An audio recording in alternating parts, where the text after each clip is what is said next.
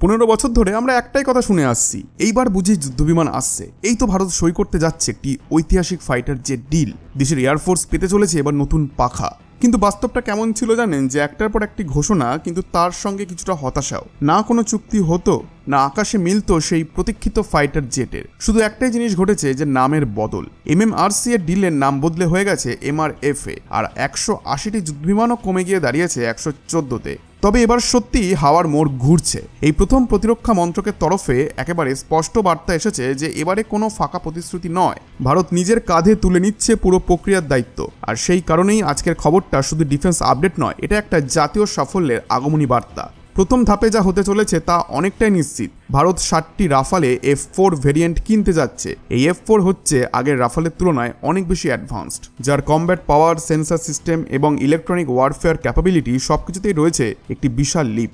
আর ফ্রান্সের সঙ্গে কথাবার্তাও নাকি অনেক দূর এগিয়ে গেছে। মানে বুঝতেই পারছেন যে এবার আর কাগজে নয়, সত্যি ভারতীয় আকাশে ফিরছে রাফাল। কিন্তু এখানেই গল্পটা শেষ নয়। বাকি যে 57টি যুদ্ধবিমান কিনবে ভারত, তা আর স্ট্রেফ 4 বা 4.5 জেনারেশন নয়, এবার নিশানা 5th জেনারেশন স্টেলথ ফাইটার। এমন বিমান যা র্যাডারে ধরা পড়ে না, যার ফায়ার পাওয়ার গেম চেঞ্জার, আর যা চীনের মতো প্রতিদ্বন্দ্বীদের সামনে ভারতকে এগিয়ে রাখবে বহু কদম। এই তালিকায় আছে F-35 এর মতো প্লেন, অথবা অন্য কোনো সিলেক্টিভ স্টেলথ জেট, যেটা ভারতের স্ট্র্যাটেজি, জিওপলিটিক্স আর ভবিষ্যতের যুদ্ধনীতি একসঙ্গে বদলে দিতে পারে।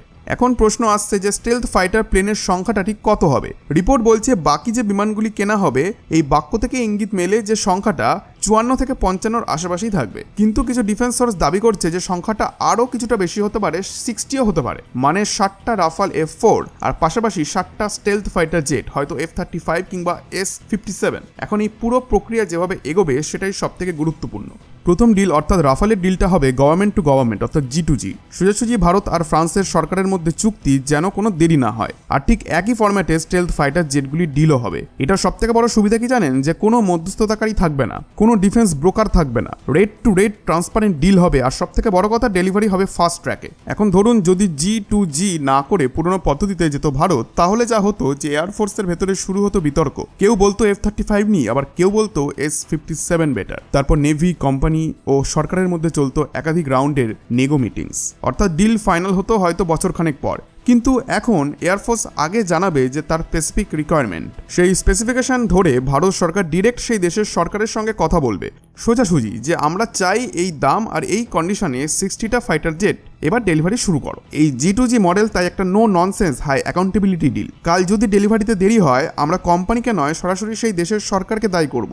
এটাই G2G ফরম্যাটের সব থেকে বড় শক্তি। আর এই কারণেই ভারত এখন উভয় চুক্তি গভর্নমেন্ট টু গভর্নমেন্ট করতে চলেছে। রিপোর্ট অনুযায়ী এই দুই ডিলই এই বছরের মধ্যেই সিল হয়ে যাবে। আর ভারতের লক্ষ্য একটাই, যে 2026 সালের শেষে যেন প্রথম ব্যাচ যুদ্ধবিমান এয়ারফোর্সের হাতে পৌঁছে যায়। কারণ এটা শুধু যুদ্ধবিমান কেনা নয়, এটা ভারতের আকাশসীমাকে আরো সুরক্ষিত করা, আরো একটি নতুন এভিয়েশন যুগের সূচনা করা। আপনারা ভাবতেও পারবেন না এই মুহূর্তে ভারতের কাছে যুদ্ধবিমান পাওয়াটা কতটা জরুরি। কারণ এই মুহূর্তে আমাদের কাছে আছে মাত্র 28টা থেকে 29টা স্কোয়াড্রন ফাইটার জেট।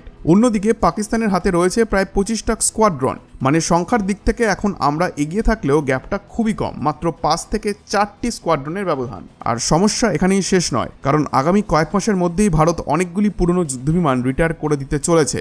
যেমন MiG-21 ভিশন একেবারে সার্ভিস থেকে বিদায় নিচ্ছে, আর কিছুদিন পর জাগুয়ারগুলো ফেজ আউট হয়ে যাবে। এরপরের চিত্রটা কি জানেন, যে আমাদের স্কোয়াড্রন সংখ্যা নেমে আসবে 26 থেকে 27-এর মধ্যে, মানে প্রায় পাকিস্তানের সমান।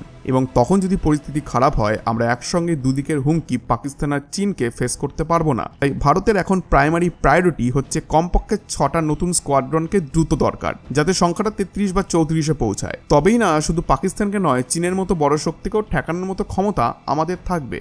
কিন্তু আসার কথা কি জানেন, যে তেজাস যুদ্ধবিমান প্রজেক্ট এখন গতি পেয়েছে, আর আমেরিকা ইতিমধ্যেই তেজাসের জন্য ইঞ্জিন সাপ্লাই শুরু করেছে। হিন্দুস্তান অ্যারোনটিক্স লিমিটেড দ্রুত গতিতে প্রোডাকশন চালিয়ে যাচ্ছে। যদি এই প্রোডাকশন রেট ঠিকভাবে ধরে রাখা যায়, তাহলে আমাদের স্কোয়াড্রন সংখ্যা শুধু 35-এ পৌঁছাবে না, বরং সেটা 35 পেরিয়ে আরও উপরে যেতে পারে। এটা ইতিহাসের টার্নিং পয়েন্ট। আগামী 2 থেকে 3 বছর ভারতের জন্য শুধু মেক অর ব্রেক নয়, এটা হলো রাইজ অর রাস্ট মুহূর্ত। যদি আমরা এখন সঠিক সিদ্ধান্ত নিতে পারি, তাহলে আগামী দশকে দক্ষিণ এশিয়ার আকাশে ভারতই থাকবে একমাত্র নিয়ন্ত্রক শক্তি। সেই আকাশে উড়বে শুধু তেজস্বী ভারতীয় পতাকা, নিঃশব্দে কিন্তু সগর্বে। কিন্তু যদি এখন পিছিয়ে পড়ি, হোঁচট খাই, তাহলে একটা শূন্যতা তৈরি হবে যেখানে ভারতের আকাশ দখলের অধিকার চলে যাবে অন্যের হাতে। আর তখন ফের সেই জায়গায় ফিরতে হলে কমপক্ষে 1 দশক হারাতে হবে শুধুই ক্ষতি পুষিয়ে তুলতে। আর তার মধ্যে ভারত থাকবে হেডলাইন্সে ঠিকই, কিন্তু একটা অলমোস্ট পাওয়ার হয়ে, একটা সুযোগ সন্ধানী দেশ যে ঠিক সময় মতো ডানা মেলতে শেখেনি। বন্ধুরা, আশা করছি আজকের এই ভিডিওটি আপনাদের ভালো লেগেছে। ভিডিওটি ভালো লেগে থাকলে ভিডিওটিতে অবশ্যই একটি লাইক এবং চ্যানেলটিকে আজই সাবস্ক্রাইব করে রাখবেন। ধন্যবাদ।